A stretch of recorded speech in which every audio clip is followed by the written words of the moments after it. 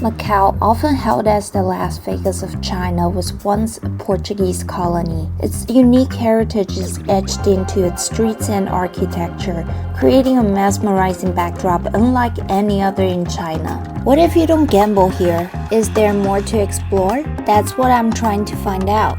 Also, gonna be honest with you guys, I'm too broke to gamble anyway.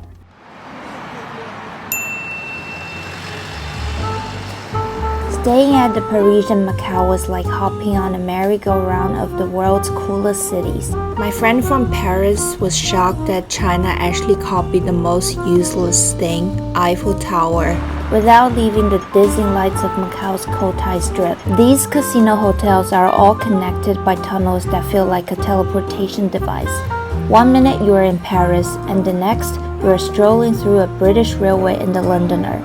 And the Venetian, there's a canal right through the shopping lanes. There used to be foreigners rowing the gondolas, but now mostly locals. I wonder where they all go. The ceiling's painted like the sky, so you forget if it's time for breakfast or dinner. These hotels aren't just places to crash. They are a hilarious over-the-top romp through Europe, right in the heart of Macau. 一心只想吃水果，虽然都是美食，但是外面那种小店啊，买水果的地方都没有。好不容易找到巴黎人里边唯一的一个小卖部，买4个嘎啦果要52澳币，唯一的水果。这个地方我就觉得像软禁一样。Strolling down Rua do Conha in Taipei was like walking through a foodie's dream. The street was buzzing with local eats. I even saw a massive queue for beef offal, but sadly I was too stuffed to join in. I did snag a bunch of almond cookies though, they're just too good to pass up.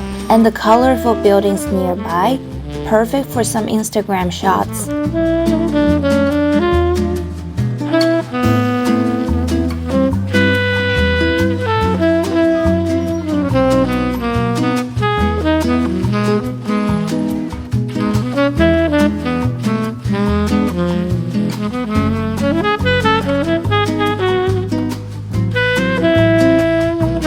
Also hit up this cool, colorful shop stacked with Portuguese goodies, from canned sardines to codfish and even some wines and olive oils. It's like a mini tour of Portugal's flavors. I grabbed some spicy canned fish there, and they're ridiculously good.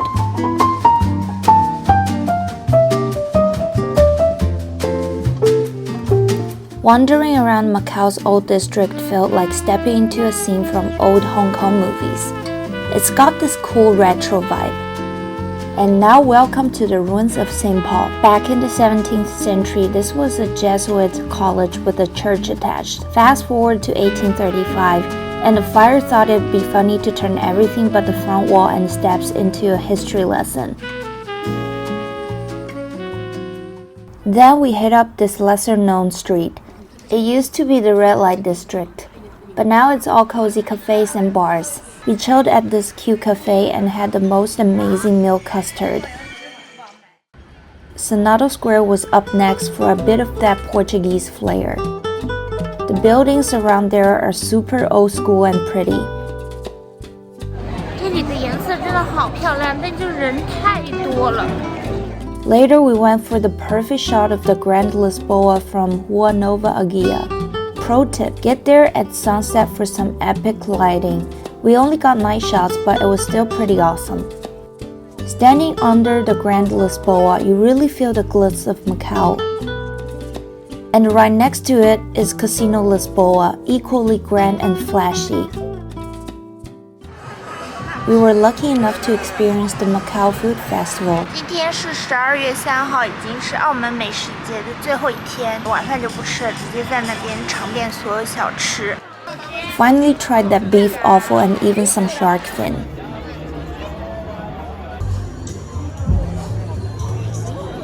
我今天没有跟男朋友来，所以说吃生蚝也没必要。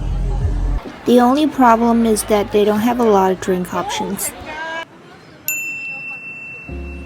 In Macau, there are just so many nice brunch places. Our first stop was Hailing Cafe in Taipa, a local favorite. We settled on their classic French toast, coconut milk tea with red bean, tuna samosa, and an unforgettable beef tail ramen. It's a place where you can find everything from noodle soups to Chinese-style minchi. Right next door, cup of coffee served up an irresistible Portuguese-style egg tart along with a perfect cup of coffee to go. Another brunch gem was Long Hua Tea House, a Michelin-recommended haven of traditional Macanese dining. Housed in a room full of history and charm, the ambience took me back to Macau of the old days. Arriving early paid off as we secured a window seat to observe the local morning life. We savored their signature poached chicken, incredibly tender and flavorful. Highly recommend their steamed meatballs with minced beef and water chestnut, the dim sum style pork ribs, and for the adventurers there's chicken feet, but there are also safer bets like stir-fried noodles and various fried rice dishes. We had a really nice chat with the owner of the restaurant. We learned that the restaurant has been open since 1960s, being one of the oldest tea houses in Macau. Let's talk about Miramar, this cozy Portuguese place near Haxa Beach in Colane. 我们现在在美丽华餐厅，这次第一顿葡式菜。 Just a 45-minute bus ride from our hotel, and then you're in this exotic little spot. Sitting outside sipping sangria under the sun, total vibe. The seafood here, absolutely killer.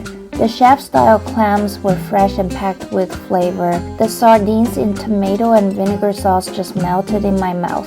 And the grilled codfish, so simple but oh so good.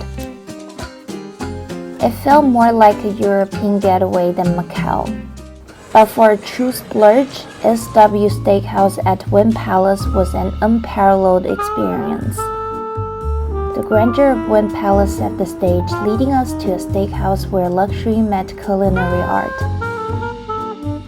The dim lighting and elegant decor added to the ambience, while the regular theatrical shows provided dazzling entertainment.